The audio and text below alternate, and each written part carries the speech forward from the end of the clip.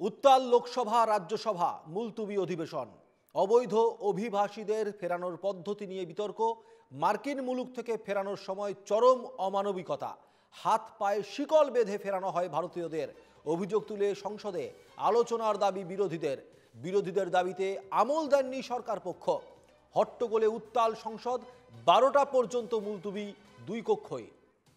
বাসব রায় আমাদের প্রতিনিধি রয়েছেন এই মুহূর্তে আমাদের সঙ্গে, বিস্তারিত জেনে নেব বাসবের কাছ থেকে। বাসব,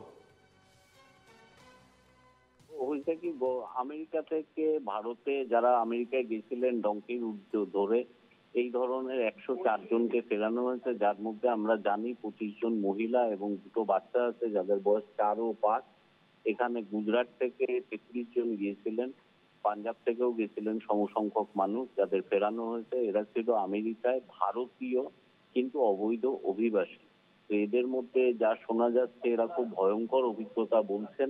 1 নম্বর হচ্ছে তাদের প্লেনে যখন ওঠানো হয়, এটা আপনি জানবেন সুমিত, যে আমেরিকার বায়ুসেনার C-17 কপ্টার দিয়ে এদের ফেরানো হয়েছে আমেরিকা থেকে অমৃতসরের গুরুদাস এয়ারপোর্টে। তো তারা নামার পরে যেটা বলেছেন, তাদের প্রথমে প্লেনে ওঠানোর সময় এদের হাত বেঁধে হাতে শিকল পরিয়ে হ্যান্ডকাফ যাকে বলে নিয়ে যাওয়া হয়, এবং গোটা পথটা প্রায় 30 ঘন্টার মতো লেগেছে, 30-এর থেকে একটু বেশি হবে। গোটা পথটাই তাদের হাতে এবং পায়ে শিকল বাঁধা ছিল। তো এখানে আজকে লোকসভা শুরু হতেই সংসদের 2টো কক্ষ যথাক্রমে রাজ্যসভা ও লোকসভায় বিরোধীরা এটা নিয়ে আলোচনার প্রস্তাব দেন, এবং এই নিয়ে 2 পক্ষের যারা চালান আর কি, অর্থাৎ স্পিকার এবং ভাইস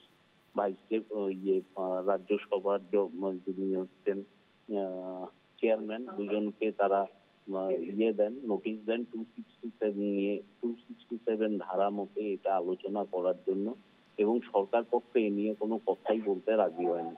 লোকসভার স্পিকার ওম বিড়লা তিনি শেষ পর্যন্ত বলেন যে এটা বিদেশ নীতির বিষয়, এখানে আরেকটি দেশ জড়িত আছে, তাদের নিয়ম টিয়ম আছে ইত্যাদি ইত্যাদি বলেছেন। কিন্তু বিরোধীদের মূল যে জায়গাটা বলছে, এরা তো অপরাধী না, অর্থাৎ ক্রিমিনাল নয়, এরা আরেকটু উন্নত ভাবে থাকার জন্য, উন্নত অর্থনৈতিক অবস্থা দেখে আমেরিকায় গিয়েছে। একদমই বাসব, আমরা দেখেছিলাম যে এই অভিবাসনের পক্ষে কিন্তু কথা বলেছিলেন আমাদের ভারতের তরফেও বিদেশমন্ত্রী এস জয়শঙ্কর। তিনিও বলেছিলেন যে অভিবাসন যাদেরকে করা হচ্ছে তাদেরকে নিয়ে ভারতের খুব একটা আপত্তি নেই, কিন্তু যেভাবে করা হচ্ছে তা নিয়ে অবশ্যই আপত্তি থাকার কথা। অনেক ধন্যবাদ।